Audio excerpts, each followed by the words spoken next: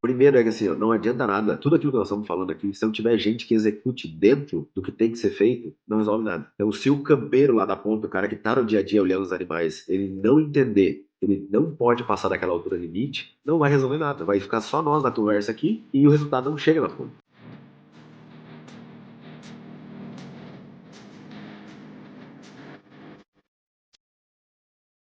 Fala ouvintes do Mais Um Podcast, sejam bem-vindos a mais um episódio. Meu nome é Bruno Emanuel Barreto, sou estudante de Medicina Veterinária aqui do CAV da UDESC de Lages, Santa Catarina, e espero que vocês gostem muito do episódio, assim como eu gostei de gravar. Lembrem-se de comentar o que vocês mais gostaram dessa conversa, compartilhar com seus amigos e também clicar no botão de gostei. A partir de hoje, vocês podem também se inscrever na nossa comunidade Mais Um Podcast. O link vai estar aqui na descrição e é por lá que a gente vai compartilhar as principais novidades aqui do canal. Fique agora com a gravação. No episódio de hoje, eu vou conversar com Armindo Bart. Armindo, seja bem-vindo ao Mais Um Podcast. Olá, Bruno, grande satisfação estar com vocês aqui. É um prazer enorme poder participar, né, do teu podcast, iniciativa tão bacana. E vamos lá, vamos conversar, bater um papo aí sobre assuntos que a gente tão gosta de trabalhar e falar. Muito bom, Armindo. Antes de nós entrar no assunto técnico aqui, também fazendo um disclaimer pro pessoal, o Armindo veio palestrar na Semana Acadêmica da Medicina Veterinária aqui no CAV UDESC, e ali a gente se conheceu, trocamos algumas ideias. Falei que eu já acompanhava o podcast dele, o Pé no Bar Podcast, e aí surgiu essa ideia de a gente discutir alguns temas aqui e trazer o tema que ele abordou na palestra aqui, que eu achei muito interessante, que são os 7 pilares para uma pecuária lucrativa. Mas antes de nós entrar, Mino, gostaria que você se apresentasse, falasse um pouco da tua trajetória aqui para o pessoal e do dia que você entendeu que pastos era uma das tuas paixões aí, que, enfim, trabalhar nesse sistema produtivo poderia render vários frutos aí na tua vida. Bom, sou Armindo Bart, sou natural de uma cidade pequena, né, no interior do Paraná, até a gente estava conversando um pouquinho antes, né, eu sou de Mamborê, o Bruno tem alguns conhecidos de lá, né, são contemporâneos de colégio agrícola, então sou de uma cidade pequena, que é uma cidade muito forte da parte agrícola, sou filho de produtor rural, meus avós nos anos 50 foram do Rio Grande do Sul para o Paraná atrás de madeira, exploraram a área lá, na época era araucária, né, que eles trabalhavam, e depois disso, final dos anos 60, 70, começaram a trabalhar com agricultura, e aí sim, lavoura de soja, começaram a trabalhar nessa soja, milho, trigo, é o que mais trabalham lá, né, toda a família. Eu cresci nesse meio, nos anos 80 ali, meu bisavô na época começou aquela subida para o centro-oeste do país, então eles foram para lá também no Mato Grosso, compraram uma área lá, e eu fui crescendo, né, nesse meio agrícola aqui, o meu pai ajudou a abrir a fazenda lá e organizar as coisas para lá, e volta e meia eu viajava com meu pai para o Mato Grosso, lá era uma fazenda de pecuária, e eu fui me encantando com as duas coisas, né? Eu acompanhava a parte agrícola aqui, olhava a parte pecuária lá, adorava as vidas com gado lá, saía super cedo, acordava agapionada, e já era meio apaixonado por essa coisa do gado também, mas sempre gostei da agricultura, e acho que isso foi me... Eu sempre brinco, né? Que eu ia para uma fazenda de um lado, do outro, e falei assim, mas por que não pode juntar as duas coisas, né? Se essas duas são atividades tão legais, e depois disso, acabei fazendo colégio agrícola. Do colégio agrícola já também me interessei muito pela parte pecuária. Tinha um professor muito bom na época lá, que era o professor Luciano, que era zootecnista e falava muito da parte pecuária e tal. Então, comecei também a ir mais, é, colocando mais alguns tijolinhos nessa caminhada, indo para a parte pecuária. Depois fiz faculdade, fui fazer em Moarama, que é uma região de pecuária também. E lá eu conheci o professor Marcos do Campo, que depois foi meu orientador do mestrado. Aí comecei a trabalhar mesmo com parte de pastagens e tudo durante a agronomia. E da agronomia acabei fazendo mestrado em Maringá. E do mestrado, quando eu estava terminando o meu mestrado, eu acabei... desculpa, não estava terminando. Estava iniciando o meu mestrado, eu já acompanhava uma área lá que era de um produtor e tudo, que ia ser um experimento na época, né, nessa área. O produtor resolveu parar com a atividade, parar com pecuária, era um médico, já estava querendo fazer outras coisas, e eu queria trabalhar com animais em pastejo na época, acabei ficando sem área. E aí o meu professor na época, né, o orientador, falou assim, ó, eu conheço um cara muito bom e tal, que é no Rio Grande do Sul, o professor Paulo Carvalho, quem sabe eu vou falar com ele e ele tem a oportunidade de você trabalhar lá. E aí nisso que eu acabei vindo para o Rio Grande do Sul, para fazer a parte de campo do meu mestrado, e daí fiz o mestrado, fiz doutorado, acabei ficando por aqui fazendo doutorado, tive a oportunidade de passar um período na França, e no finalzinho do meu pós-doutorado, daí eu acabei atendendo algumas propriedades rurais, fui convidado pelo Davi, que é o dono aqui da CIA, né, igual eu faço parte, hoje sou gerente técnico aqui da CIA, e acabei me encantando pela parte de extensão rural, de encurtar todo esse conhecimento, né, que a gente gera muito conhecimento de qualidade na academia, mas quando vai para o campus tem aquela sensação assim, puxa vida, parece que está tão atrasado, tem muita coisa para ser feita. Então, levar esse conhecimento de qualidade e adaptado à linguagem, o estilo que a empresa também impôs, né, de mudar um pouco essa coisa de ser, passar os conceitos tão impositivos, mas muito de trocar ideia, de trabalhar no mesmo nível de produtor e tudo. Eu me encantei por essa área, acabei, tinha tudo para ser professor e trabalhar com pesquisa, acabei indo para a parte de extensão rural mesmo, e hoje a gente faz isso pelo Brasil inteiro aí, tanto em palestras, treinamentos, como consultorias aí em fazendas, né? Um pouco, Muito resumindo de bom. maneira um pouco longa, né? Que é difícil, né? Começa a ficar velho, ele começa a ter uma história muito longa para contar, né? Vai ficando velho, vai contando história só. Armindo, eu acho que um ponto interessante que a gente já teve alguns episódios aqui falando de pasto, de manejo de pasto e o que que a tua experiência na França trouxe nesse sentido? Eu sei que hoje existem algumas escolas que são vamos dizer, foram as principais vertentes de manejo de pasto, tem a neozelandesa, mas especificamente ali da França, o que que tu lembra que mudou no teu entendimento durante o doutorado, quando você esteve lá? Cara, pra ser bem sincero, na França, mesmo a parte de pastagem, eu vi muito pouca coisa. Muito pouco mesmo. Eu fui para lá para trabalhar num centro. Quando eu estava fazendo meu doutorado, eu trabalhei sobre o ciclo de vida do azevém e principalmente o efeito das lavouras de verão no estabelecimento do azevém. Então, aquela coisa do azevém, todo mundo brinca, né? Às vezes vem, às vezes não vem. E por que que acontece isso, né? Tem anos que o azevém vem muito bem, tem anos que ele não vem bem. Para quem não conhece, ou não está familiarizado com essa planta, que é muito comum aqui na região sul do Brasil, é uma planta que ela é uma pastagem espetacular. Ao final do ciclo, ela produz semente, a semente cai no solo, o ciclo dela encerra, você pode plantar uma outra cultura, e quando começa a esfriar de novo, ela simplesmente germina sozinha e estabelece, sem precisar semear, né? Então ela faz esse ciclo, praticamente a semente fica 6 meses no solo, e depois ela germina e forma uma nova pastagem. Só que tem sempre essa coisa, alguns anos vem, tem produtores que reclamam que anos não tão bons e acabam não aparecendo, então tem essa insegurança.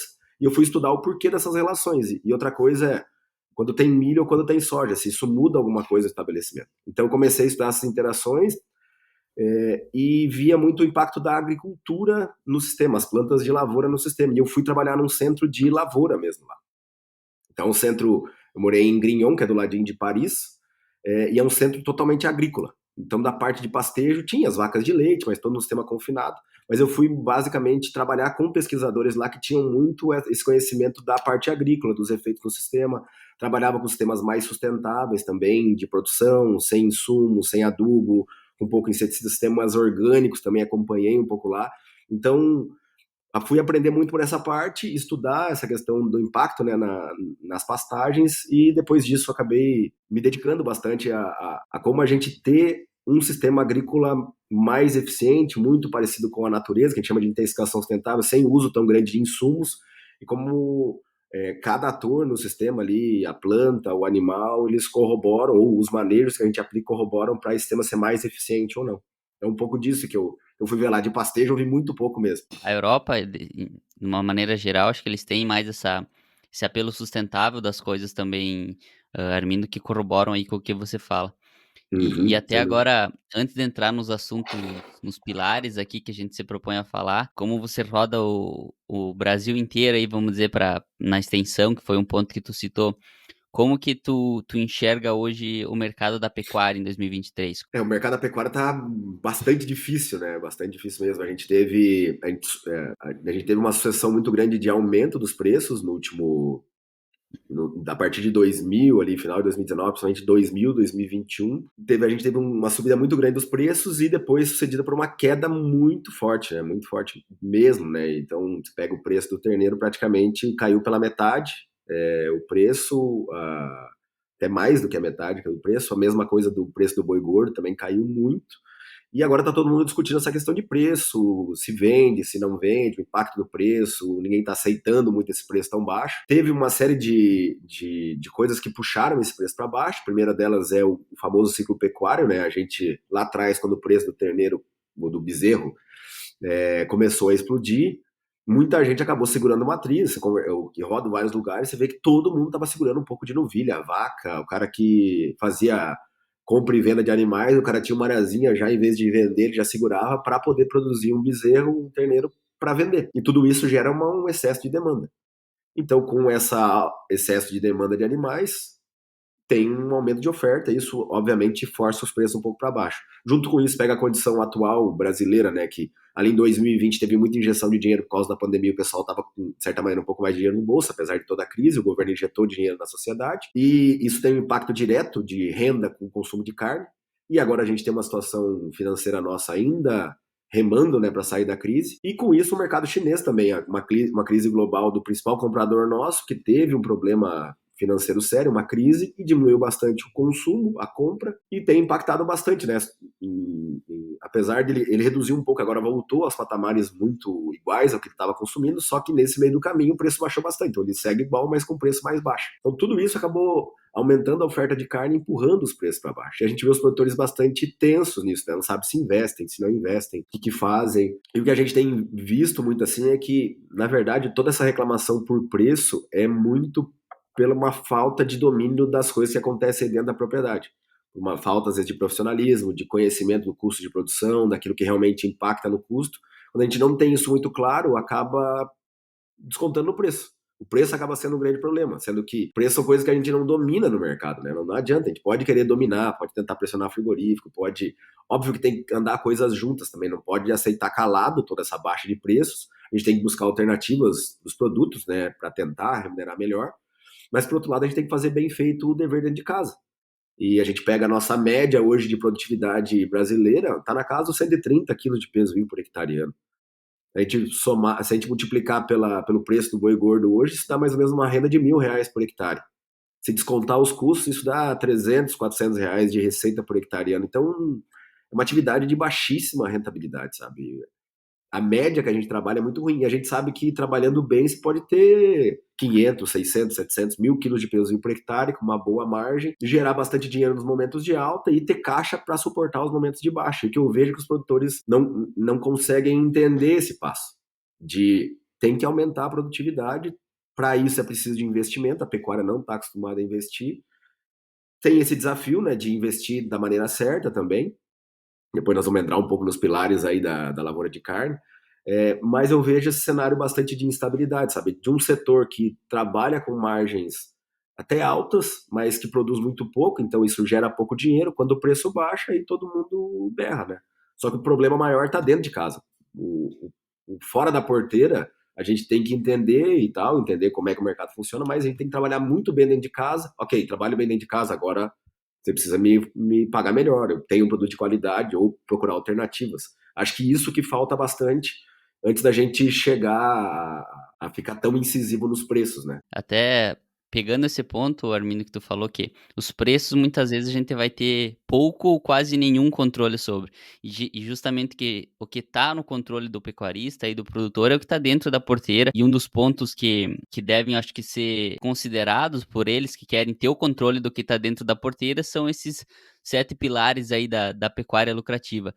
Como que surgiu esse conceito, Armindo, e quais são esses 7 pilares? O conceito da lavoura de carne, que a gente chama, já vem desde os anos 2010, 2012, por aí. O Davi, que é o diretor da empresa aqui, o fundador da CIA, né, que teve essa sacada de puxar esse nome de lavoura de carne, que nada mais é da gente fazer uma analogia com a lavoura de grãos e a gente ter mais ou menos as mesmas, encarar a atividade da mesma forma como um lavoureiro, um agricultor encara a agricultura, a lavoura de soja.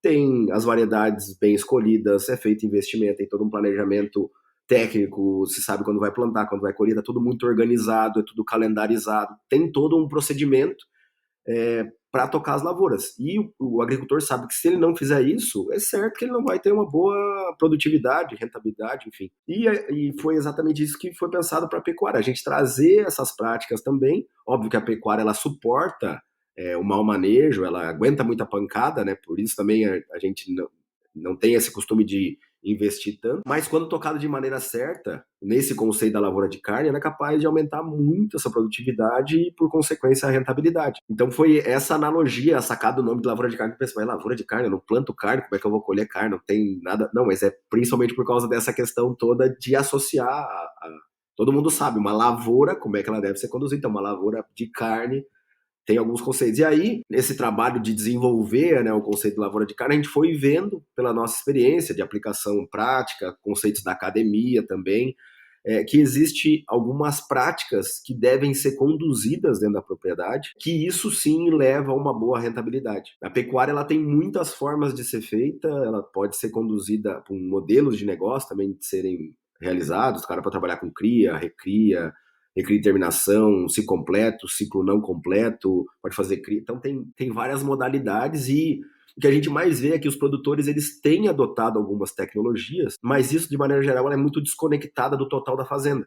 Então o cara faz IETF, mas ele não tem pastagem, por exemplo. Ou parte dos animais dele passa fome. Ou o cara resolve o problema da IETF, mas as novilhas dele ele não faz uma recria bem feita. Então ela demora para entorar, tem um crescimento. Então isso eu vejo assim que as tecnologias ela tem aumentado o uso, mas de certa maneira o cara aduba e não maneja bem o pasto. E o que é mais assim, os produtores têm adotado as tecnologias, mas elas são adotadas de maneira desconectada, o impacto é pequeno no resultado geral da fazenda e isso acaba desestimulando o uso de tecnologia. Só que muito é por causa disso, porque ela é feita de maneira desorganizada e sem saber exatamente como atender os problemas. E a gente identificou esses 7 pilares como os principais, que conduzindo ele dentro da propriedade, a gente vai chegar no final e consegue ter uma boa produtividade com uma rentabilidade condizente, né, ao negócio. Esse ponto de mudar o termo para lavoura de carne, ele traz junto você olhar para a atividade com mais profissionalismo, né? A gente brinca que se tu chega para um produtor de soja e pergunta quanto produziu de soja, ele vai dizer 72,5 sacas por hectare nessa última safra. Agora, se tu chega pro pecuarista e pede quantos quilos de bezerro desmamado foi por hectare esse ano, muitas vezes ele vai, acho que tal tantos quilos. Então, muda um pouco essa precisão até dos dados, e eu sei que é um dos pontos ali dos 7 pilares, que é os indicadores, né, Uhum. Armindo? Vamos citar os 3 primeiros aqui que você passou: modelo de negócio ajustado, você já comentou um pouco, farm design e fertilidade dos solos. Desses 3 primeiros aqui, vamos se aprofundar um pouco mais na fertilidade de solos, Armindo. Quais que são as principais recomendações quando a gente fala disso? Até se você quiser falar dos outros 3 ali também, fique à vontade. Uhum. Mas por que esse é um dos pontos fundamentais e que está aqui nos 7 pilares? A fertilidade de solo, na verdade, é uma coisa meio até meio estranha, né? Porque até pouco tempo atrás, ainda tem gente que pensa assim, né? O pessoal pensa que pastagem não precisa ser adubada, que pastagem é uma planta rústica, que ela não responde à adubação, a resposta é muito pequena, então não precisa ser adubada. A gente vem quebrando um pouco desses paradigmas aí, né? E hoje se sabe, a planta, para produzir bem, para poder crescer, ela precisa de nutrientes, precisa comer.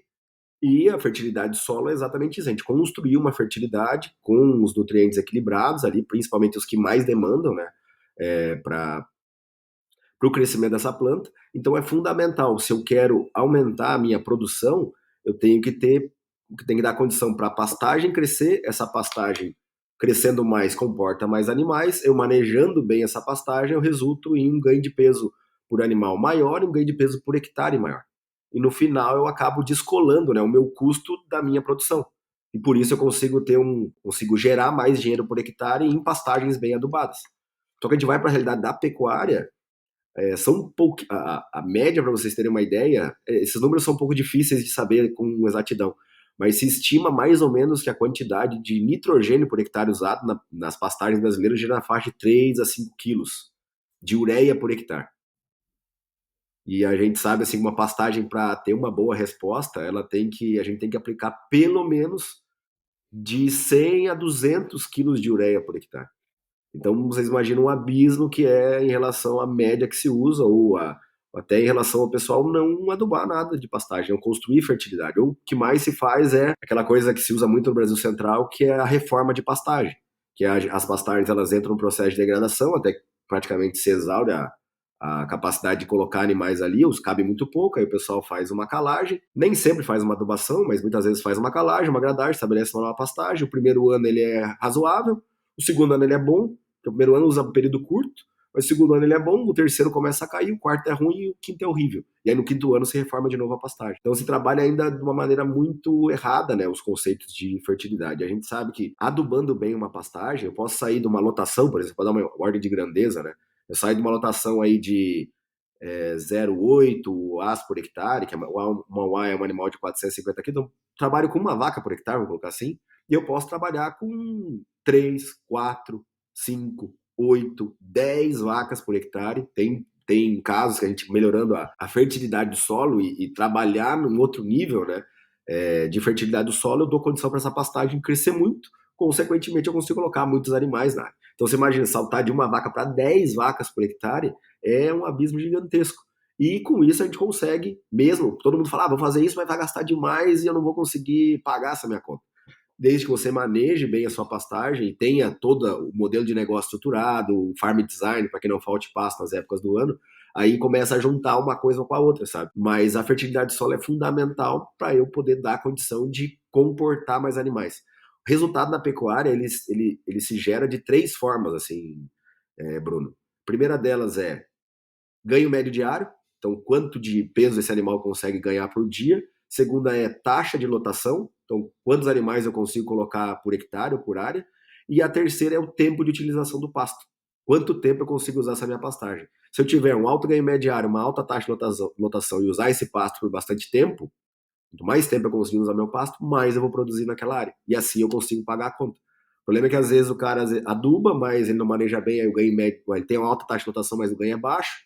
Aí ele usa por 60 dias, 90 dias uma pastagem de inverno, daí a conta acaba não fechando. Então, por isso é importante juntar essas 3 coisas com uma pastagem bem adubada, uma fertilidade alta, eu consigo ter a minha base bem feita, né? Por isso que a fertilidade do solo é tão importante nesse processo como um todo. Um ponto que o pessoal sempre fala é que é a base, né? A base dos sistemas aí produtivos é o pasto e eu acho que essa palavra que tu usou de construir fertilidade, porque é uma coisa que você não vai destruir no primeiro ano, é uma coisa que às vezes o investimento em um ano acaba perdurando por várias safras e gerando, aí diluindo um pouco os custos desse investimento, né, Armindo? Isso, sem dúvida, sem dúvida. Essa é uma das coisas importantes também. Às vezes o pessoal faz a conta, vou reformar uma área de pastagem, vou implementar uma área, ou começar um trabalho de fertilização das áreas. Obviamente que ele não pode começar pela fazenda inteira. Ele não vai ter dinheiro para tudo isso aí.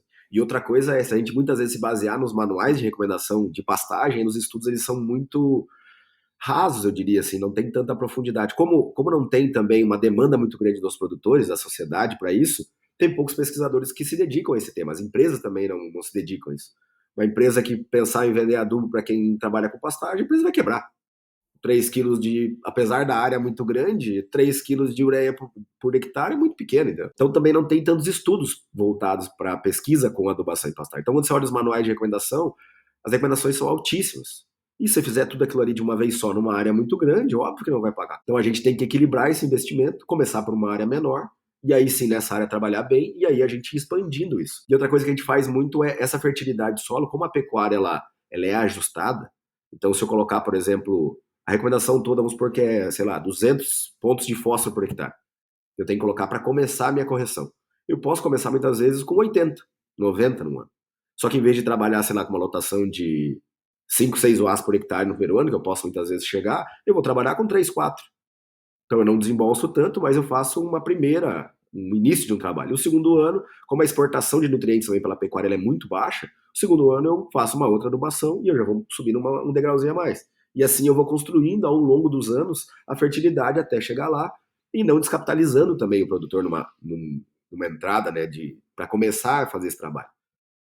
Óbvio que é aquela coisa, quanto mais rápido eu conseguir chegar nesse patamar maior, quanto mais investimento eu fizer, muitas vezes eu não pago a conta no primeiro ano, ou eu demoro, sei lá, 4, 5 anos para pagar essa conta, mas eu atinjo esse patamar mais rápido, de alta lotação e alta produtividade. E com isso eu consigo pagar mais rápido o meu investimento também. Então tem todo esse balanço, mas é possível, quando o produtor não tem tanto caixa ou quer começar a aprender, a gente fazer essa correção gradual ao longo dos anos, ajustando essa lotação para pagar a conta e aumentando, né, esse potencial de essa capacidade de suporte do pasto, e aí sim eu vou gerando faturamento e receita e acaba meio se pagando, né, de maneira um pouco mais... Ele não atinge a produtividade tão rápido, a capacidade máxima do solo tão rápido, mas eu vou tendo uma saúde financeira boa e acomodando bem, né, essa questão de investimento e produção. Um outro pilar aqui, Armindo, que aqui acho que a gente pode discutir bastante coisa, é a excelência no manejo de pastos.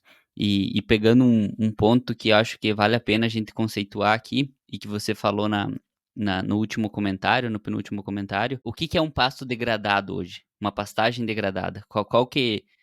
O que tem de diferente nesse ambiente que caracteriza esse dossel, esse solo, como um pasto degradado? Esse conceito de pastagem degradada, ele é bem discutível, eu coloco assim, sabe? Porque, na verdade, o que se sempre estudou no passado, e aqui no Rio Grande do Sul foi uma das escolas que contestou um pouco esse modelo.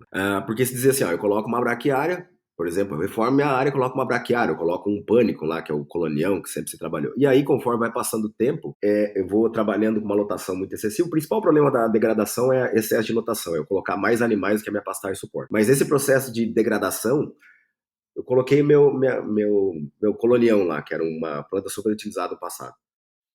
Eu manejei mal essa pastagem e com isso começam a aparecer plantas invasoras na área. E aí com isso vai sucedendo até que no final vira tudo Paspalum notatum, que é a grama furquilha, a grama Mato Grosso. E a partir disso já é um indicativo muito grande da minha pastagem estar degradada. Ela comporta bem menos animais do que quando eu reformei ela. Coloquei essa pastagem nova. Então, nesse momento, quando o pessoal até diz, tem algumas dados da literatura que mostram que quando eu tenho 30, 40% de área tomada pela grama Mato Grosso, é um indicativo forte que eu preciso reformar porque aquela área não tem mais salvação. E isso sempre se trabalhou isso, e tem uma famosa escada da desilusão, que até o professor Moacir Kors trabalha muito com essa escada, que é essa perda de produtividade, a gente vai descendo nessa escada, substituindo as espécies por espécies de pior qualidade, até que eu chego no fundo do poço, que eu preciso reformar essa área, que essa pastagem não dá mais condição de suporte. Só que quando a gente vem aqui para o Rio Grande do Sul, ou pega a realidade de campo nativo, que é que você está em Lages também, o Paspalum notatum é a principal espécie do campo nativo. E se produz aqui, apesar das rotações não serem tão altas, tem limitações, mas é uma pastagem super produtiva. Quando bem manejada, ela entrega bom resultado. Só que o que acontece nesse processo de degradação e por que no final o Paspalum que é o que acaba predominando? Porque ele é a única planta que tolera esse tipo de ambiente. As plantas têm um processo todo de competição. Se eu tenho um capim colonião, quando eu rapo ele, trabalho com alturas muito baixas e sem adubação, sem dar condição para ele crescer, ele não aguenta esse ambiente. E começa a ser sucedido por outras plantas que suportam esse ambiente, que toleram, que os animais as deixam para trás e tudo. E no final das contas acaba sobrando muito pasto, porque o pasto tem uma estratégia de crescimento que tolera esse pasto rapado. Ele tolera esse ambiente de baixa fertilidade. Entre investimento em colocar folha e raiz, ele investe muitas vezes 80% de sua energia, 50%, 60% até 80% em colocar raiz, em reserva, rizomas, tudo ali abaixo do solo. O animal não tem acesso, o ponto de crescimento do pasto está todo ali rente ao solo. Então é a única planta que tolera esse tipo de ambiente. Por isso que ela vira tudo pasto. O pessoal diz que está num processo de degradação. Eu já trabalhei em áreas, por exemplo, que tinha só pasto, um processo todo esse de substituição de espécies, né? Não chega nem a ser um processo de degradação, substituição de espécies, que no primeiro momento, em vez da gente reformar a área, começar com gradagem e tudo, a gente simplesmente ajustou a carga para aquele campo que estava ali e produziu super bem no primeiro ano, sem gastar R$1, só investindo no manejo, só regulando a carga, colocando bem os conceitos do pastoreio rotatino ali, e trabalhou super bem. Depois a gente começou no processo de substituindo, porque a gente entende, o campo ele é bom,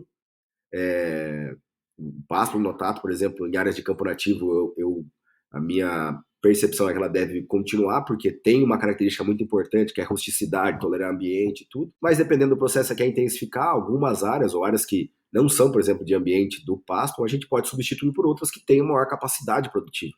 E aí sim eu tenho excelentes ganhos, consigo acomodar mais, porque o pasto, mesmo ele adubado, ele tem um limite de crescimento, de lotação e tudo. E essas outras espécies, as braquiárias, os pânicos, têm um limite superior, produzem mais, foram selecionadas para a produção. O pasto foi selecionado para tolerar esse ambiente, que é o que sobrou ali e essas outras pastagens. Aí eu faço essa troca por por uma espécie mais produtiva. Então, só para explicar um pouco essa questão de degradação e as diferenças, né? Óbvio que nesse processo que eu coloco uma pastagem altamente produtiva e ela termina num pasto, que no final que é a que aguentou aquele ambiente, eu tenho um processo todo de exposição de solo, muitas vezes fica solo descoberto, eu tenho perda de matéria orgânica, eu tenho perda de nutrientes, eu tenho erosão nesse solo. Aí sim são problemas sérios, não estou falando só de substituição por pastagem, mas nesse processo como todo, eu fui em área mesmo que nem tinha pastagem mais. Tinha uns arbustos, andei no Mato Grosso, umas áreas de tão baixa fertilidade naquelas áreas, que nem o pasto saía lá. Era só arbusto. Aí essas áreas, sim, não tem condição. Eu tenho todo esse processo de perda de nutrientes, eu falei, redução de matéria orgânica, erosão, tem vossoroca muitas vezes. Aí sim eu tenho que estabelecer uma nova pastagem nessa área, não tenho o que fazer, a não ser eu trabalhar esse solo, muitas vezes nem consigo trabalhar, ou posso fazer uma dessecação e fazer um plantio direto, mas é preciso colocar, daí dá mais condições para outra planta que venha suceder aquelas que ficaram ali. E essas pastagens mais produtivas necessitam de mais nutrientes. Então eu preciso colocar uma calagem na recomendação certa, tem que ter fósforo, nitrogênio, potássio, cálcio, magnésio, os principais nutrientes para dar condição para essa pastagem crescer. Aí eu faço esse processo todo de sair de um estágio de degradação para uma pastagem bem produtiva. Ótimo, muito bem explicado aqui, Armindo. E acho que para a gente impedir que chegue nessa situação de tanto desaforo aí que o pasto vai aguentando, a gente deve manejar o pasto. E a minha pergunta aqui pode parecer um pouco ampla, mas e você já respondeu de certa forma, mas por que a gente maneja o pasto hoje? O que tem de dilemas aí nessa estrutura que hoje faz com que tanta gente estude e que tenham aí já diretrizes que devem ser seguidas para a gente manejar bem um pasto? Na verdade, o que é o manejo da pastagem, né? O manejo da pastagem, na verdade, é eu controlar o processo de desfolha do pasto. Eu controlar o quanto esse animal vai desfolhar da minha pastagem de acordo com o que ela está crescendo. Então, esse processo de controle se chama de manejo de pastagens. Na natureza, o que acontece? Os animais não têm cercas, então os animais lá, você pega aquelas grandes savanas africanas e todos aquela quantidade de animais, os gnus e tudo, né? Então aquele bando de animais, eles vão migrando de uma área, eles se alimentam de uma área, aquela pastagem vai ficando um pouco ruim e tal, não à altura que eles querem, e eles vão caminhando para outros lugares. No ambiente doméstico, a gente não tem isso, tem as cercas que delimitam. Então os animais, se a gente coloca eles na pastagem, eles vão se alimentar todos os dias. Se aquela pastagem não der condição para ele crescer, ele não tem para onde ele ir. Ele não fala, não, eu vou atrás de outra área porque essa aqui tá ficando ruim para mim. Não, ele vai comer até o chão. Então eu tenho que controlar esse processo de desfolha para que o animal não avance demais em cima das plantas. Porque assim, a planta para crescer o que ela precisa fazer fotossíntese. E fotossíntese são feitas nas folhas. Esse é o grande dilema, que você perguntou do dilema, né? Do manejo das pastagens. O grande dilema está nisso. As plantas para crescer precisam da fotossíntese, precisam das folhas. E o animal para se alimentar, onde é que está a maior concentração de nutrientes? Nas folhas. Então, por isso que eu tenho esse dilema de controle. O animal precisa da folha para se alimentar e a planta precisa da folha para crescer. Graças ao processo evolutivo, essas plantas forrageiras, elas são extremamente adaptadas ao pastejo. Inclusive, elas conseguem produzir mais quando são pastejadas. Parece uma coisa meio contraditória, né? O animal come a folha, que tanto ela precisa para poder fazer a fotossíntese e crescer, e ela consegue produzir ainda mais mesmo o animal consumindo, porque ela tem um estímulo maior a colocar mais perfilhos, a colocar mais folha, pelo processo da desfolha do animal. Então, nesse processo do manejo, a gente tem que controlar isso, para que o animal que não seja, a gente não avance demais, para que tire muitas folhas dessa planta, e essa planta tenha dificuldade de crescer, e para o animal também a gente não pode avançar muito na parte de baixo da planta, porque as folhas é onde é que estão a maior quantidade de nutrientes. Se eu vou chegando naquela parte mais de baixo, que estão os colmos ali, os talos, ali tem baixa qualidade, o animal também perde eficiência no processo de colheita e reduz o desempenho dele também. Então é ruim para o animal, então é ruim para a planta e ruim para o animal. E o manejo da pastagem, a gente entra para resolver isso, entender qual é a altura que a planta ela trabalha muito bem, ou principalmente, olhando daí o conceito do rotatino, né? É qual a altura que o animal prefere comer, consumir, como é que eu dou essa condição, como é que eu dou essa pastagem para o animal para que ele consiga ter um maior consumo e, consequentemente, maior desempenho. E, por consequência, pelos estudos, né, e aí entrando um pouco no manejo do pastoreio rotatino, que ele é todo baseado no comportamento animal, o que se observou é que o animal ele tem uma altura que ele prefere, que ele consegue comer mais em menos tempo, e nessa altura, a planta também responde super bem, porque o animal prefere comer a camada superior da planta. Então ele come ali na faixa de, no máximo, 40% da altura superior da planta, que é onde é que ele prefere comer, onde é que ele consegue comer mais, e comendo só 40% ainda sobra muita folha e a planta consegue crescer bastante. Então tem uma série de alturas aí que a gente trabalha, né? Que fica mais fácil para o produtor também entender, ó, eu entro com essa altura, saio com esta, quer dizer, tantos por cento de oferta de forragem, como se tinha no passado, trabalhar muito conceito, oferta de folhas verdes. Isso é muito difícil da gente quantificar, explicar, dá muito trabalho. Então, a altura ela é um guia muito fácil, porque conforme a altura, a planta ela tem mais ou menos a mesma disposição dentro daquela faixa de altura. Então, quando ela está muito baixinha, eu tenho muita folhinha e pouco como. Quando ela vai ganhando um porte maior, eu tenho uma quantidade de folhas e uma quantidade de comos. Quando ela está muito alta, tenho muito como e pouca folha. Então, ela tem mais ou menos a mesma distribuição nessa altura. Então, por isso que o conceito de altura ele é tão bom para ser utilizado como manejo, porque a gente consegue mais ou menos predizer como a planta vai estar. O animal também, para ele, é um guia importante, porque ele consegue perceber essas diferenças de altura ou de horizontes da pastagem. Então, a altura consegue ser um bom guia para a gente manejar. E aí, respeitando as alturas que o animal prefere, a planta segue crescendo muito bem. Até é interessante esse ponto do dilema ou do paradoxo. Você deve conhecer o professor André Esbrícia, que aqui na minha primeira aula da graduação ele falou justamente desse paradoxo da folha, que a folha é a razão do paradoxo. Então, manejar pastos é manejar esse paradoxo. É uma abordagem bacana de se ver. E já entrando, Armindo, um pouco mais a fundo aí no Rotatino, quais que são as bases científicas? Quando que ele começou a ser estudado? O que é esse sistema de manejo, vamos dizer assim? O Rotatino, muita gente confunde como um método de manejo, né? Na verdade, ele não é um método, é um conceito de manejo. Todo estudo com manejo de pastagens que foi conduzido nas grandes escolas, você até citou algumas aí, Nova Zelândia, Inglaterra mesmo, que estudou muito no passado, né? O manejo de pastagens, Estados Unidos também, mas principalmente essas escolas, Nova Zelândia e Inglaterra, também Irlanda, alguns pesquisadores de lá, estudaram muito o manejo de pastagens, França também, mas todo esse conceito de manejo dos estudos dos anos 70, 80, começou dos anos 50, né? Mas todos esses conceitos foram todos baseados na planta. Como eu dou uma boa condição para a planta crescer e com isso, muita planta, muita produção, eu consigo colocar bastante animal e aí sim eu tenho uma boa produção. E nunca foi se pensado no animal. O animal sempre foi tratado como um mero desfolhador de todo esse processo. Então sempre foi pensado como é que eu produzo bastante massa, como é que eu colho o máximo possível, já que eu tenho que colher tudo. Então, colhendo o máximo possível, eu estou conseguindo aproveitar melhor o meu pasto e com isso eu vou ter uma produção maior. Era mais ou menos essa a ideia e sempre olhando para a planta. Como é que a planta cresce, qual que é a altura melhor para crescimento, quanto que é essa altura para a planta não ficar muito grosseira e aí ela começa a perder produção. Então tem todo o estudo foi voltado para a planta. O pastoreio rotatino é uma ótica completamente diferente, foi uma ótica voltada para o animal. Entendendo que como o animal é o grande produto de venda, se o animal comer bem, se ele se alimentar bem, ele vai conseguir produzir bem, tanto mais leite, mais carne, mais lã, ganhar mais peso ou virar mais produção de leite. Então, se o animal está bem alimentado, eu atendendo os requisitos do animal é o fundamental para conseguir pagar minha conta. Então, eu tenho que atender o que esse animal quer. E os estudos, quando foram avançando, foi percebido, né, que o animal ele responde à estrutura do pasto. Então, ele muda o comportamento dele em função da altura, da estrutura do pasto. Se o pasto está mais baixo, ele se comporta de um jeito, com passadas mais rápidas, comendo menos por vez, mas ele tenta compensar isso com bocados mais rápidos, aumenta a velocidade de comida ali, de procurar o pasto. Se o pasto já está muito passado, ele já muda completamente, ele tem um ritmo muito mais lento, ele pega um volume de pasto maior, coloca na boca, então ele muda bastante em função da estrutura. E lá nos anos 90, quando o professor Paulo Carvalho aqui da URGS, né, começou a estudar essa questão do comportamento animal em função das pastagens, começou a despertar nele essa questão aí, se a gente tivesse um manejo de pastagens que atendesse o que o animal quer.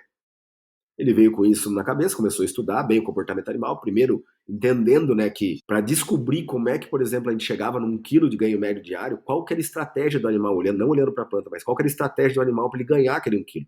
Então, para conseguir descobrir essa resposta de como vinha o ganho de peso, né, começaram estudos com comportamento. O professor Paulo entrou muito também trabalhando nessa questão de olhar bastante para o comportamento animal, e aí foi despertando essa questão de, e se a gente tivesse uma estrutura que eu conseguisse oferecer para o animal aquilo que ele quer, ou aquilo que ele prefere, que é um ruminante, que ele gosta de comer o mais rápido possível, como ele é uma presa na natureza, ele quer comer rápido e depois ficar ruminando, observando se tem algum predador por perto. Então essa é a natureza de um ruminante. Então, foi depois disso, o professor Paulo começou a fazer alguns trabalhos com campo nativo, na época, no início dos anos 2000 ali, e no final de 2009, 2010, começaram os trabalhos mesmo de experimentos reducionistas, que a gente chama de experimentos de área pequena, avaliando a taxa de ingestão dos animais, a velocidade de consumo desse pasto.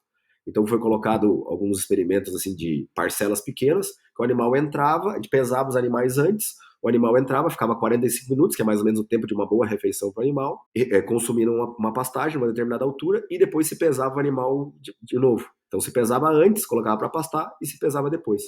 E nesse processo, oferecendo uma pastagem com várias alturas, a gente pode observar que existe uma altura ótima que o animal consegue consumir mais em menos tempo. Então existe essa altura que o animal realmente prefere, que ele consegue maximizar, a gente chama taxa de ingestão, mas é nada mais do que comer mais em menos tempo. Então essa foi a altura. Falou, então se a gente mantém uma pastagem nessa altura, é ali que o animal prefere. E a segunda pergunta do pastoreio é, ok, eu colocando nessa altura, o quanto eu posso rebaixar dessa pastagem e o animal consegue ainda manter essa mesma taxa de ingestão, esse mesmo consumo. E aí foram feitos experimentos de rebaixamento desse pasto. Então colocava na altura ótima, rebaixava 10%, altura ótima, rebaixava 20%, altura ótima, rebaixava 30%. Sempre nessa lógica de pesa o animal antes, coloca o animal para pastar, pesa o animal depois, e pela diferença de peso se sabe quanto que o animal, qual realidade o animal consumiu mais ou que ele começou a ter problemas, né, no consumo, comer menos pasta.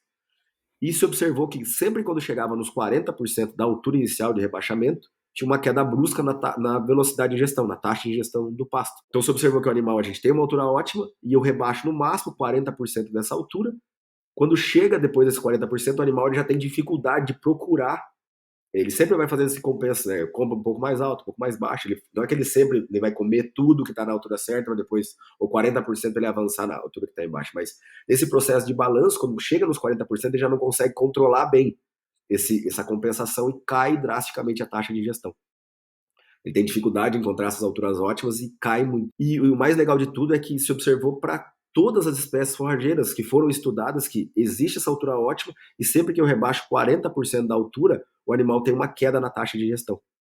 E aí, depois, então a gente conseguiu ver que existe essa altura e o pastoreio rotativo preza isso, a gente oferecer para o animal essa pastagem na altura que ele prefere e nunca rebaixar mais do que aquela altura que ele tem essa queda da taxa de ingestão. Sempre as alturas do rotativo tem uma altura certa e depois vamos ver que a altura de saída, ou a altura limite, ela é sempre 40% da altura de entrada. Hoje até os estudos que estão sendo feitos de tão forte que é essa questão toda, só se avalia, por exemplo, lança uma nova forrageira no mercado, vamos só avaliar a altura de entrada, porque a gente sabe que a altura de saída é 40% dessa altura. Tu fala entrada e saída também é uma coisa meio... Por isso que é importante o conceito do manejo, né? Todo mundo acha que o rotativo ele é um rotativo de alta oferta. Na verdade, não é isso. Ele é um manejo pensado no animal, o que o animal prefere e tem essa altura. E no conceito do manejo do rotativo eu nunca posso passar dessa altura que ele prefere, porque o animal começa a perder eficiência no consumo, e nunca passar a parte de baixo, que seria essa altura limite ali, dos 40%, nunca para baixo. Se eu trabalhar dentro dessa altura ótima, eu consigo trabalhar super bem com o animal tendo uma alta taxa de consumo do pasto. Isso quer dizer que eu posso trabalhar ele tanto num rotativo, num rotacionado, que eu entro nessa altura limite de cima e nunca rebaixo a altura de baixo, ou eu posso trabalhar numa altura média ou dentro dessa faixa ótima num contínuo. Não interessa, eu posso trabalhar no pastoreio contínuo. Se eu manejar dentro dessa faixa ótima que o animal prefere, ele sempre vai ter uma alta taxa de gestão e sempre vai tendo um bom ganho de... Aí a outra pergunta que vinha era, rapidinho só para eu fechar, eu tô me alongando bastante, né? Não é para virar palestra, mas... Quando a gente olhou para a planta, como é que a planta fica nesse processo? E eu disse para vocês agora há pouco, quando se olhou para a planta, todo mundo pensa, a planta vai ficar velha, eu só estou construindo a parte de cima, isso é um problema para a planta. Né? E foram feitos experimentos daí de longo prazo, de ciclo de pastejo, e se observou que as plantas elas não mudam a estrutura dela. Ela tem essa coisa que eu falei para vocês da altura, ela tem mais ou menos a mesma estrutura ao longo da altura dela. Então, se eu rebaixar um pouco só ela sempre vai ter aquela quantidade de folhas na parte de baixo, voltou para cima, ela tem a mesma proporção de folhas na parte alta. Então, para a planta é muito, para o animal é excelente e para a planta é muito bom também. E a gente tem observado resultados espetaculares, tanto da produção de carne, de leite, quanto da produção de pasto. Justamente eu ia comentar pedindo qual que é o cenário que a gente entrega para a planta quando a gente rebaixa esses 40% aí de desfolho, vamos dizer, de altura, porque querendo ou não, alguns conceitos falam de 50%. Então, olhando para o animal, pedindo para o animal, respondendo a pergunta dele, ele vai baixar significativamente a taxa de ingestão ali abaixo quando passar de 40% de desfolha. Mas mesmo assim, a planta, para ela, sendo 40% ou sendo 50%, seria quase a mesma coisa ou não, Armindo? Eu não saberia te dizer assim, o quanto interfere na planta, porque os estudos todos foram feitos baseados no animal, sabe? Eu sei que tem alguns estudos que têm colocado essa questão dos 50% olhando para a planta. O que se contesta muito no meio científico, daí aí vamos falar bem da ciência, é qual que é a lógica de ser 50%. 50% alguém chutou lá o valor, ou não se tem muito esse, tá, é 50% por causa disso, porque a planta, até os 50%, ela muda tal componente, ela bota menos folha, a planta tem dificuldade de crescer. Não se tem esse parâmetro, sabe? Simplesmente foi estabelecido e dito. O rotativo não, se sabe exatamente, ó, abaixo, por que tem que ser 40%? Porque abaixo dos 40% o animal perde eficiência no processo de colheita. Ele cai muita taxa de gestão. Então se sabe bem exatamente por que eu tenho essa altura de cima, por que eu tenho essa altura de baixo. Os 50% eu não sei te dizer o que muda. Eu sei te dizer que o animal, quando passa dos 40 para 50, ele cai a taxa de gestão. Então muda um pouco da estrutura da planta, mas ele tem dificuldade na colheita que começa a perder eficiência. Para a planta, eu não sei te dizer se muda muita coisa, não. Muito bacana esse conceito de manejo de forragens aí de vocês. E até uma das coisas que pode. Uma das dúvidas que eu acho que chega é que se a gente implantou uma grande área e a gente vai piquetear esses animais e a gente vai manejar seguindo esse conceito. Quando que eu entro no primeiro piquete? Porque, vamos dizer, se a planta foi colocada lá no mesmo dia, eu vou perder a mão, né, em algumas alturas. Qual que é o momento de entrar no primeiro piquete ali para que eu consiga instalar esse conceito ali de manejo? Esse é um dos pulos do gato, assim, para começar o pastejo. Daí a maioria do pessoal erra. No começo do pastejo, faz tudo certinho, que vai começar, começa errado e aí já não consegue consertar mais. Então é fundamental que a gente comece certo, né? Eu sempre brinco assim, ó, uma das coisas que todo mundo pergunta, quantos piquetes eu tenho que fazer pro rotatino, como é que eu começo e tal. Eu sempre digo, ó, a quantidade de piquetes ela tem que ser confortável para que o produtor ou o técnico consiga manejar bem aquela área. Então, se ele vai colocar muitos piquetes ou poucos piquetes, aí é uma questão dele, de como ele consegue gerir melhor o pasto. Eu prefiro colocar menos piquetes, porque fica mais fácil, fica mais flexível. Se a planta cresce bastante, eu coloco menos piquetes, pode deixar um pouco mais de dias aqui, sei lá, você trabalha com 2 piquetes, por exemplo, às vezes a gente trabalha com 2. Se a planta cresce bastante, eu posso trocar ela a cada dia, ou aumentar o meu lote, mas posso trocar lá cada dia. Se a planta cresce um pouco devagar, eu posso trabalhar 2, 3 dias numa área, 2, 3 dias na outra. Para colocar em prática o rotativo, eu tenho que trabalhar sempre dentro dessa faixa ótima. Nunca passar para cima, como eu falei, nunca passar para baixo. O primeiro pastejo, o que acontece? Se eu esperar chegar na altura de cima, vou dar um exemplo que eu sempre dou, assim, ó, o sorgo ele cresce bem adubado, tudo, ele cresce 5 centímetros por dia. Tá? A altura de manejo do sorgo é 50, 30. Se eu começar e vamos supor que eu coloco 4 piquetes, tá? Fiz poucos piquetes e tal, eu vou começar com 4 piquetes. Comecei com 50.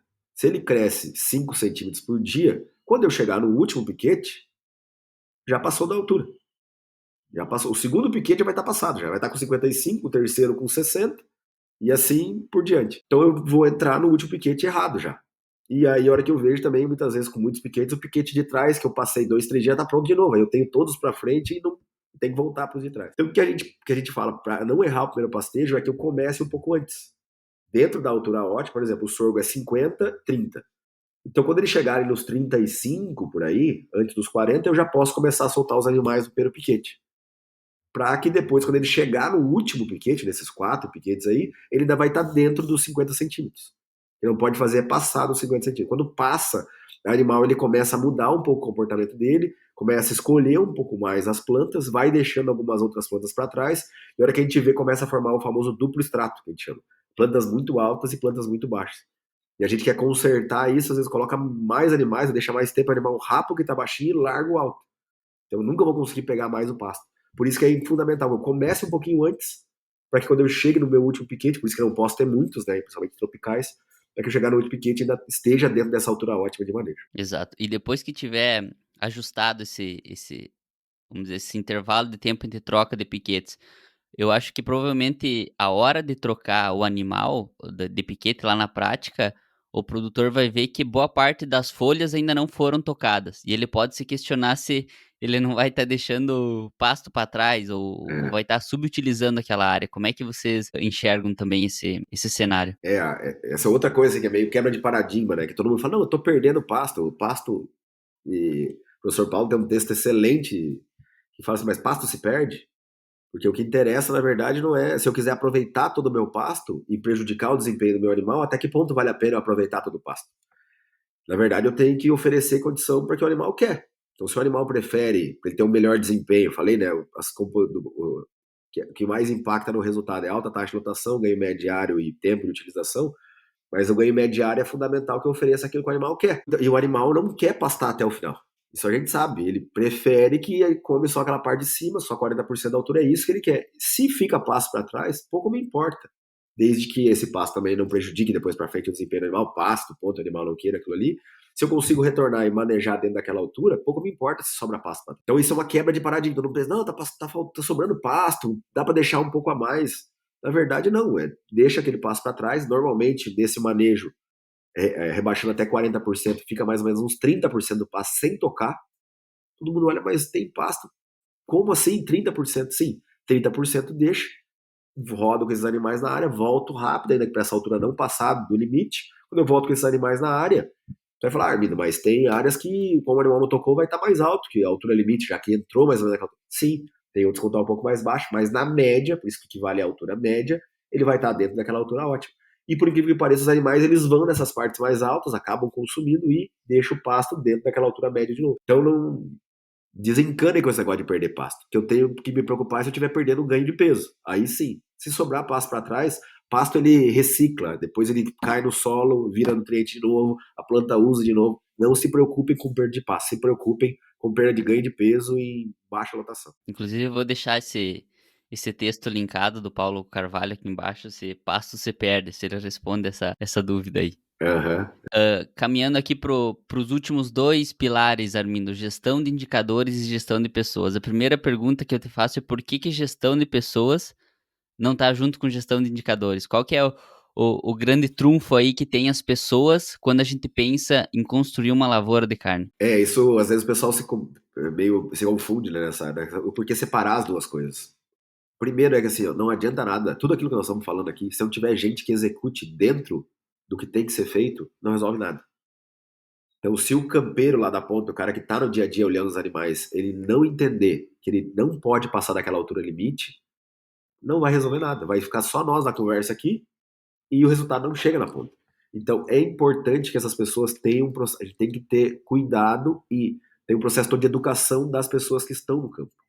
E dentro das fazendas também, não só do campeiro, mas também da organização da fazenda como um todo, né? Então é fundamental. Aquilo que a indústria tem, o comércio tem, de organização de equipes, de ter coordenadores, de gerir bem as pessoas, de ter plano de carreira, tudo isso aí é fundamental para que a gente tenha boas técnicas e que a fazenda ande bem também no processo.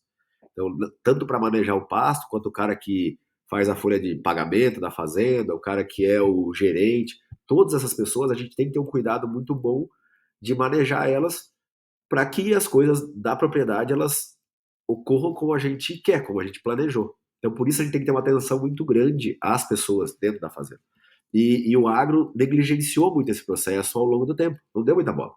Tinha mão de obra relativamente boa, com oferta maior, tinha pouca opção no campo, as pessoas não tinham noção, às vezes, de conforto e tal. Então, muita gente, muitas vezes, não se viu necessidade de trabalhar isso.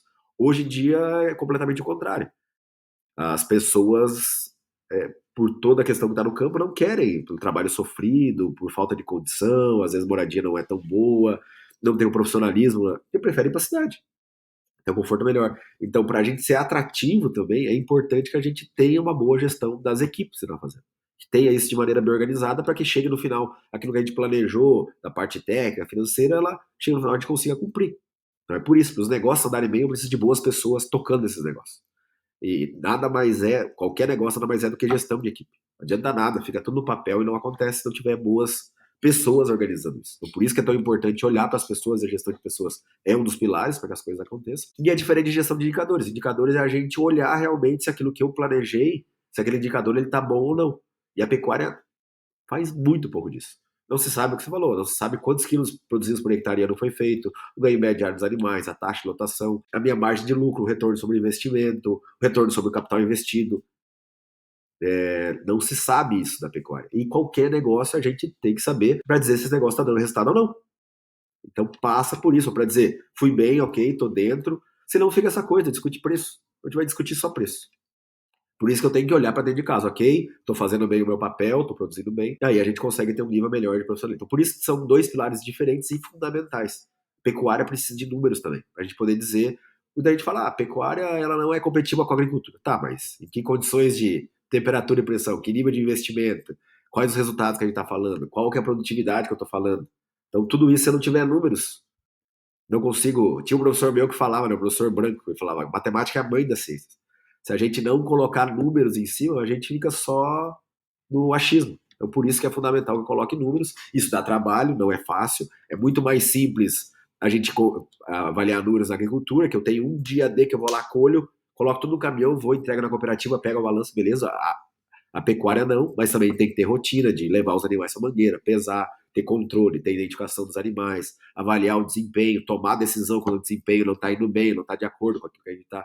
Tudo isso tem avançado, tem ferramentas que têm melhorado muito esse processo, isso é uma parte boa, que eu vejo uma luz no fim do túnel para isso, né? Mas é preciso fazer muito mais. Tem uma mudança cultural gigantesca aí de gestão, e com os custos que a gente está tendo hoje, mais do que nunca é fundamental que a gente avalie, né? Toda essa questão de indicadores técnicos e também financeiros. Definitivamente, Armindo, a frase que a pecuária não é para amadores, ela vem se ganhando cada vez mais força, né? Eu acho que é um papel importante e até eu acho que junto com o objetivo de vocês, até pedindo para tu comentar um pouco sobre qual que é o papel da CIA, da CIPA hoje, do trabalho de vocês, como é que vocês estão posicionados nesse sentido? A CIA é uma empresa de consultoria, tem o seu core maior aí do negócio, a consultoria técnica a produtores rurais, né? Então a gente tem uma atuação direta em produtores, tem uma atuação muito grande aqui no Rio Grande do Sul, Paraná, Santa Catarina e Mato Grosso, é onde é que a gente está mais situado e regionalizado, né? A gente tem regionais, uma aqui no Rio Grande do Sul, duas no Rio Grande do Sul, né? Metade norte, metade sul do estado, uma no Paraná e uma no Mato Grosso. A gente começou uma atuação no Mato Grosso desde 2018 e também a gente tem uma atuação no Uruguai, que começou em 2020 na empresa. A gente tem uma equipe mais ou menos aí hoje de 40 pessoas, 40 técnicos a campo, mais a equipe de escritório aqui que a gente trabalha, estou falando aqui direto da CIA hoje.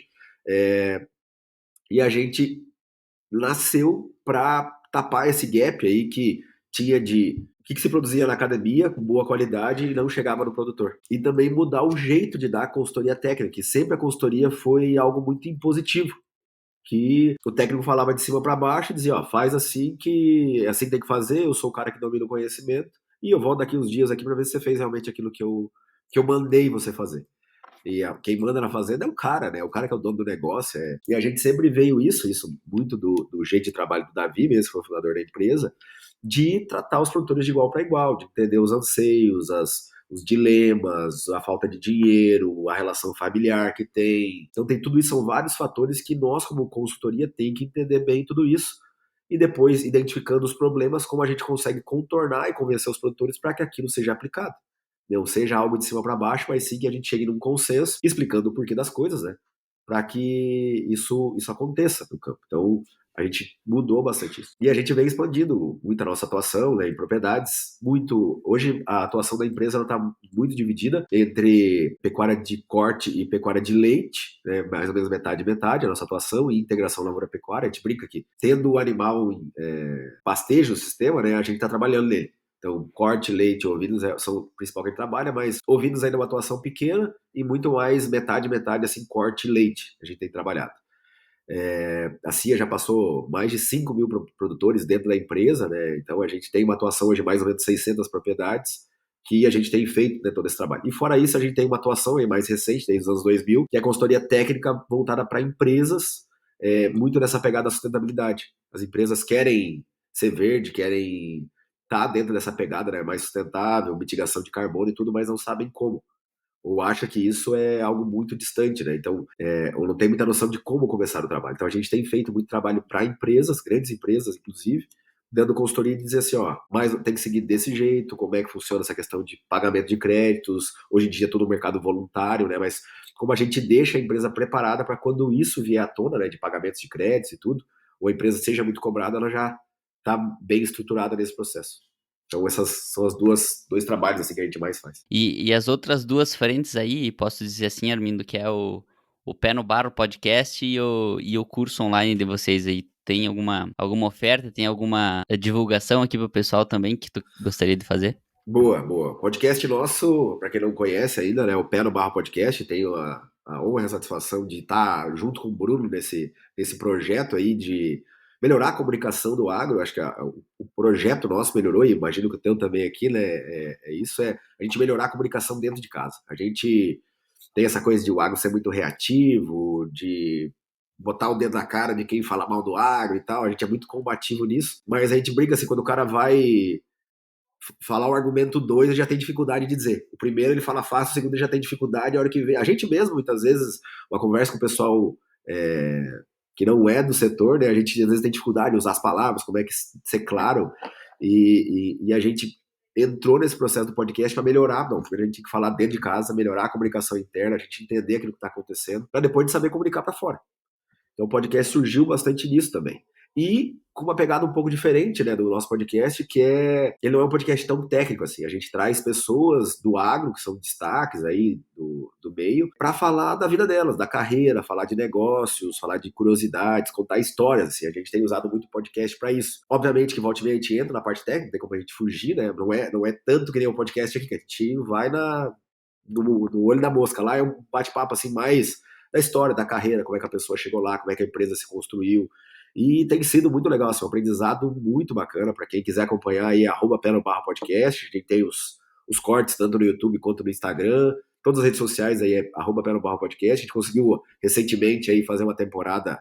Quando sair esse episódio aqui, na verdade já vai ter passado um pouco mais de tempo. A gente fez um episódio com uma temporada, né, gravado ali, que a gente gravou com várias autoridades no agro, no assunto. Entrou o Doutor Agro, que é o Marco Fava Neves, também o Paulo Herman da John Deere, falou com o Arthur Bender, que trouxe uma visão do branding, né, que coisa que a gente nem sabe trabalhar no agro, mas na verdade nada mais é que trabalhar a nossa imagem. Então, sendo bem legal assim trazer assuntos diversos, com histórias, com carreira, com pessoas, e é fantástico assim aprender esse bate-papo, é muito melhor assim do que às vezes ler uma matéria, uma entrevista ou ter acesso a essas pessoas. É muito, muito bacana. E então, para quem quiser acompanhar o nosso podcast, convido aí para que acompanhe também nas nossas redes sociais. Tem também Spotify, então vocês podem acessar por lá.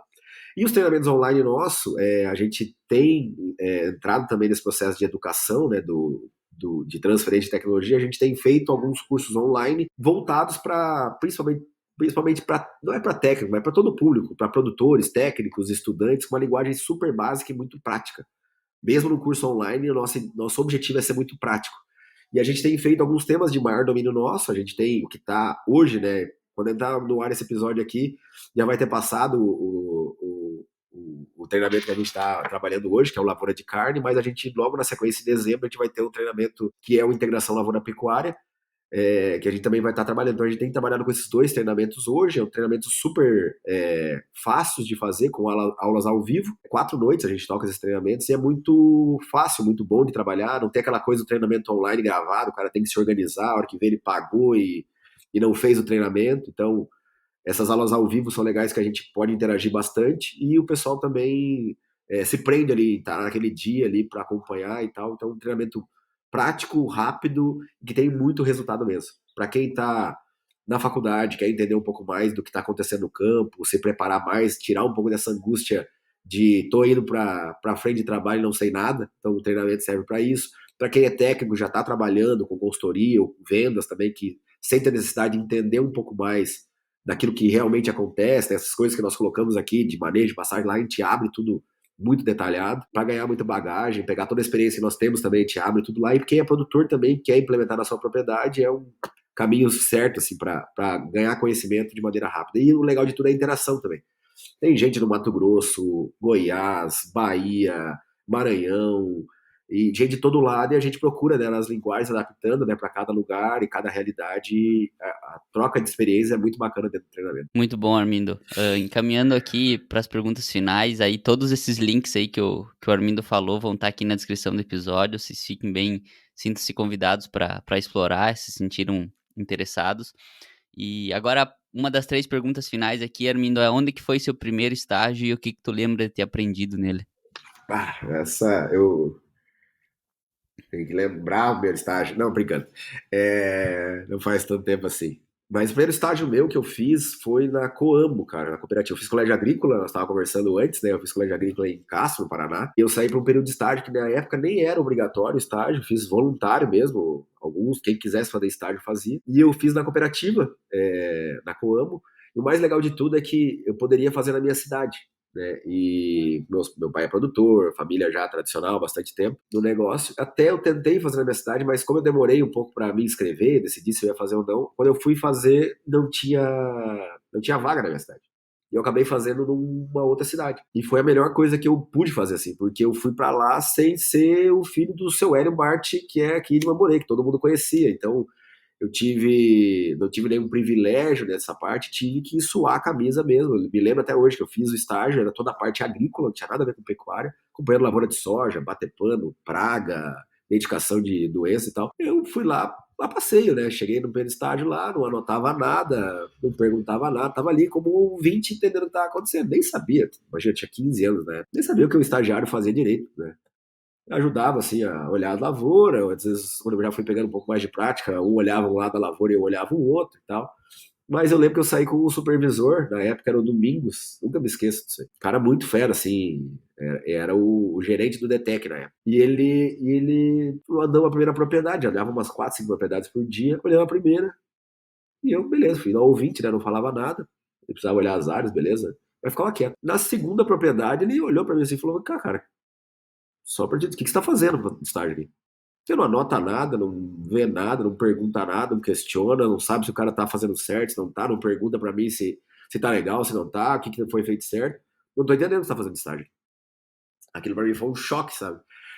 E aí que eu fui, tá, então eu preciso rever isso aí, né? Cara, a partir dali eu era uma canetinha, assim, anotava tudo, assim, eu perguntava, dizia variedade, não sei o que, por que que fez isso, mas eu já começava a pegar os produtos, daí, por que que não fez isso, será que nós usávamos saí de lá, assim, ó, uma bagagem violenta, porque eu comecei a questionar. Os agrônomos também começaram a me passar toda. E a partir dali eu aprendi uma lição gigantesca. A primeira delas foi muito bom de não ter feito o estágio, já que a minha família era conhecida, né? Porque eu era mais um ali. E outra da proatividade, de a gente tem que ir atrás, de tentar entender como é que tá o meio, de questionar, perguntar, de ser participativo. E o mais legal de tudo é que a gente terminou o estágio, né? Eu fiz o churrasco para todo mundo, foi uma galera, assim. E eu era 15, eu passei um mês lá convivendo com o pessoal, né? Morei com um dos agrônomos na época, ainda morava na República lá.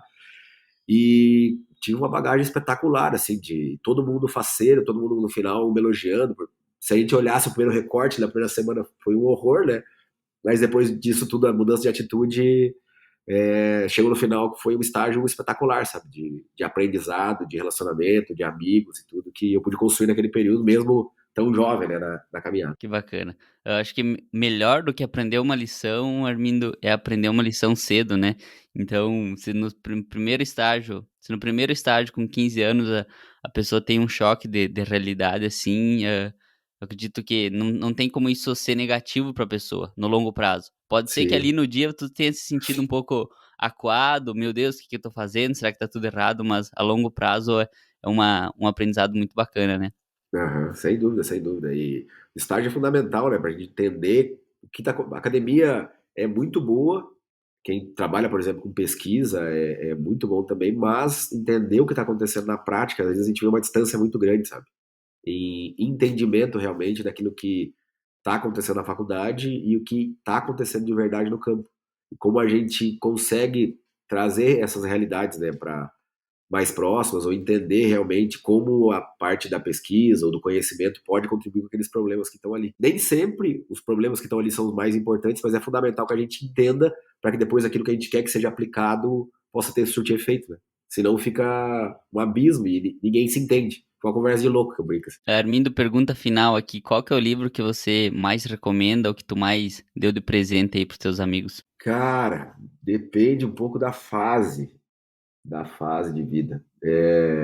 Eu andei lendo vários livros, eu tive várias fases, assim, tem a fase mais técnica, que daí li muito, se for livro técnico, tem alguns aí, principalmente os manuais aí, tem os livros muito bons, assim, que eu recomendo muito, quem quer entender mais de pastagem, as atualizações, tem o simpósio de manejo da pastagem, que é da Exalc, Então tem vários livros ali que são muito bons de resumos, né? Teve um até o ano passado. É um congresso mega tradicional desde os anos início dos anos 90, 80, então sempre tem ali os principais.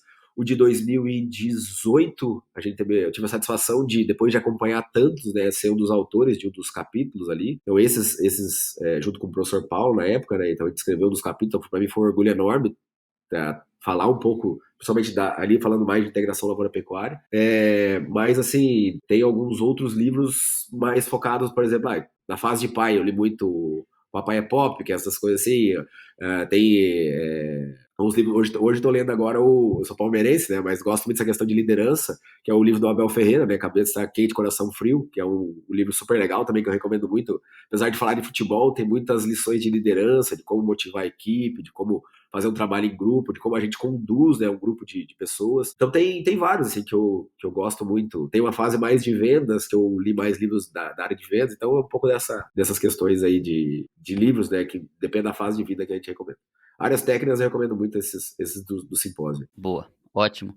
Armindo, eu quero aqui agradecer teu tempo, agradecer também ao Leonardo Passaura, que fez o intermédio aí do nosso contato e que também chamou você para a Semana Acadêmica. Obrigado, Leonardo, meu amigo. E mensagem final, Armindo, tu tem alguma coisa para dizer aqui para os nossos ouvintes e também aonde que o pessoal pode encontrar você, entrar em contato contigo? Bom, como mensagem final, só agradecer aí todo o convite, né, o Leonardo também por ter feito essa ponte aí, obrigado mesmo, e eu sempre digo assim, imagino que tenha meio mesclado esse público, né, mas é que a gente tem que melhorar, é uma recado, assim, que nós como técnicos e como pessoas, a gente tem uma responsabilidade muito grande de formação de opinião e principalmente de adaptação de linguagem, sabe? Eu vejo muito também que a gente tem dificuldade de falar a língua do produtor. Aí eu brinco sempre que tem essa coisa do techniquez, que o cara, para parecer que sabe muito, ele quer botar umas palavras difíceis no meio, né? E aí, e eu sempre procuro me corrigir, tem um processo de adaptação, ainda não sou a melhor pessoa do mundo, mas procuro sempre falar numa linguagem mais simples, independente, até para técnicos, mas até para produtores, mas para todo mundo, sabe? A gente trazer uma linguagem mais simples, mais básica, às vezes a gente quer falar da relação da não sei o que lá, e coloca umas palavras mega difíceis e a pessoa não entende aquilo que a gente está falando. Então, na hora de conversar com as pessoas, na hora de passar alguma recomendação, na hora de tratamento com as pessoas, use uma linguagem simples, básica, para que realmente a gente consiga, ao menos, aproximar mais aquilo que a gente está falando, que a pessoa realmente entenda. Muitas vezes a gente vê que as pessoas não aplicam ou não fazem porque elas não entendem, não conseguem saber exatamente aquilo que a pessoa disse.